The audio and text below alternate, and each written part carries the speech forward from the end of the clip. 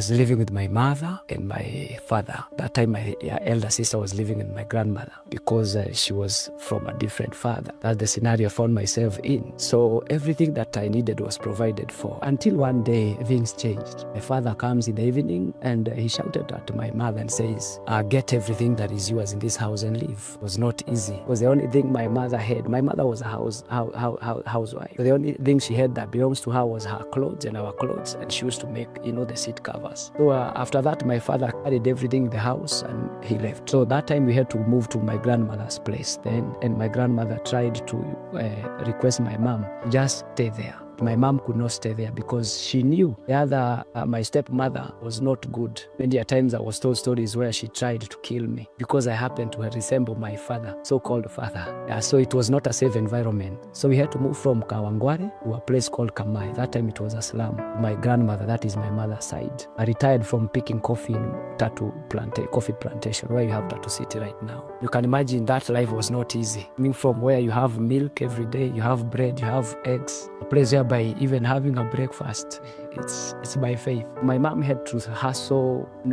There's things that, single mothers do for their children to ensure that they get food. At the moment, my mother had to try her best according to her knowledge by then, and she got pregnant. It was not easy. That pregnancy really disturbed her. By the grace of God, she gave birth to our third born. And we were not able to sustain by our grandmother because even the food was not enough for all of us. So our grandmother had now to chase her out of her house. No. Yeah, we need now to go and rent for ourselves now. We had to rent a single room. We only had a bed. That bed, my mother and my two sisters slept there. We used to sleep on a carton under the bed. And but the good thing is my mother was a believer, so I knew that was just for a moment. She tried her best and unfortunately had health deteriorated, except that she was a regular patient in Kenyatta Hospital. Was bedridden for a long time, except that we were not even able to pay the hospital bill. So actually the hospital had to chase her away to come back home. It's not easy. That time, remember, I'm the only boy. So she's been chased away and she's not healed. Yes.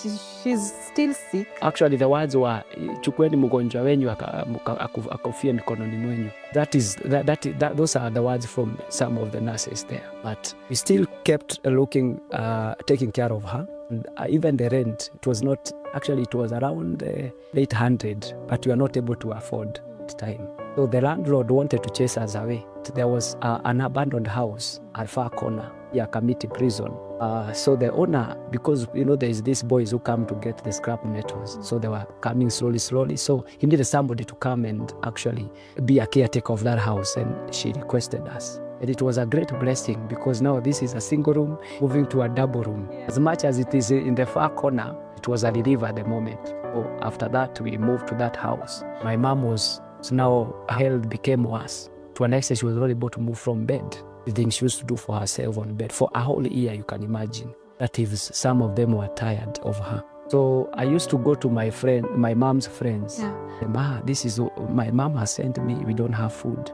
Whatever you have, please assist us. There was a time whereby I went all the way from Kawasukari. They gave me rotten potatoes. I felt so bad. Said the decision of now going back to my mom's friends. I do work whereby I used to go pick scrap metals. Sometimes I do housemaid jobs, get food. Were you schooling? I was schooling. I was in Kiwanja. When were you going to school?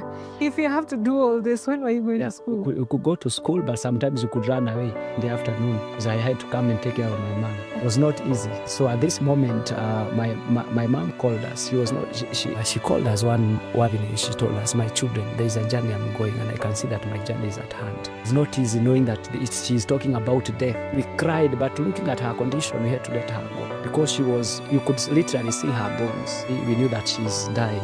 Good thing she told us she's going to the right place because she had a relationship with Jesus. Tonight we did not sleep. She was complaining of cold.